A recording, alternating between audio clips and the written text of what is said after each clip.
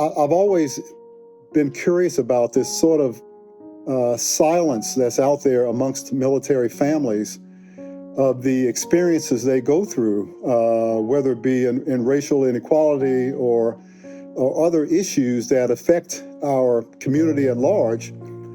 I'm really encouraged that Blue Star Families is finally someone stepping forward to take on that challenge. It just feels to me that this is the right moment where a lot of organizations are doing really important soul searching.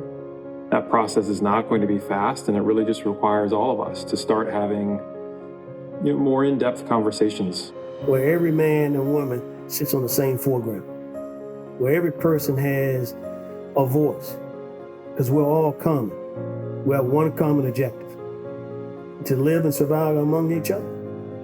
But if you don't feel like you belong, whether it's because, sadly, the color of your skin or your lack of being able to speak the language, or not really feeling like a part of the majority, it could be truly isolating and difficult.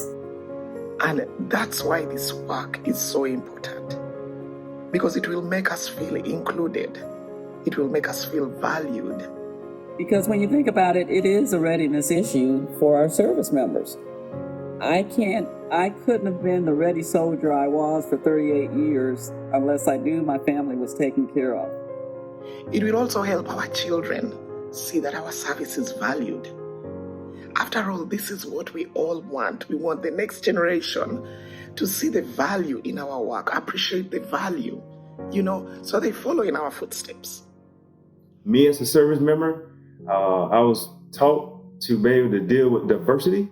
I was taught to work through problem set, but most cases my family were not taught that.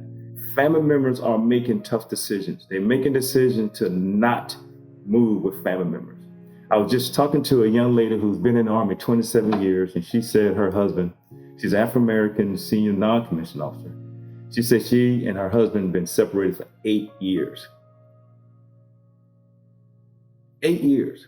A good friend of mine, one of my very best friends, who's a white man, and I was telling him what I was going through, trying to just find an apartment, and he said, "Oh, that's not true." I said, "Okay, well, watch this." And we went up to a apartment house that had room for rent.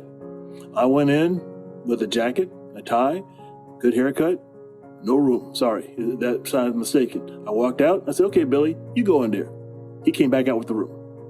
As a four-star general, when I was probably 3 weeks out from retirement, I stopped by early in the morning, the base gym at Bowling Air Force Base, was called Bowling then. I pulled into the gym, into one of two general officer parking spaces.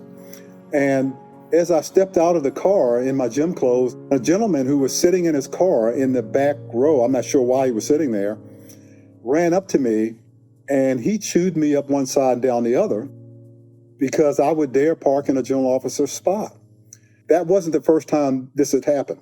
And so at the end of his little soliloquy, I looked at them in the eye because, again, I've had this happen to me before. And I just said to him, "What makes you think I'm not a general officer?" And here's the ironic thing about this, is that gentleman who was sitting in his car that charged up to chew me out was African American. We all have been conditioned with these biases that we need to understand and we need to embrace. Because here was an African American who could not see someone who looked like him as a general officer. So the more we can educate, the more that we can have Black and brown people of color represented, the better. Because I think, the more we see of ourselves in leadership, the more comfort there is and the more you feel like you belong. Because I know for me throughout my career, that's always been the issue, is I never saw people like me. Especially my family is, my children is, you never waver from your purpose. Diversity and adversity, you're going to experience that in life. And that could be a person, that could be a comment, that could be racism, that could be tension. That's just a distractor. It's not a course director. The things that you're going to experience, you eventually will come around to be able to help educate someone through the same challenges that you just experienced. So being able to work with an organization like Blue Star Families, I found, I think, is a force multiplier for doing the good work that needs to happen to support all of our military families. It is an energized, vibrant group of people who I think if you give us a few hours in a room, we can identify really tremendous solutions and recommendations that are going to be really impactful.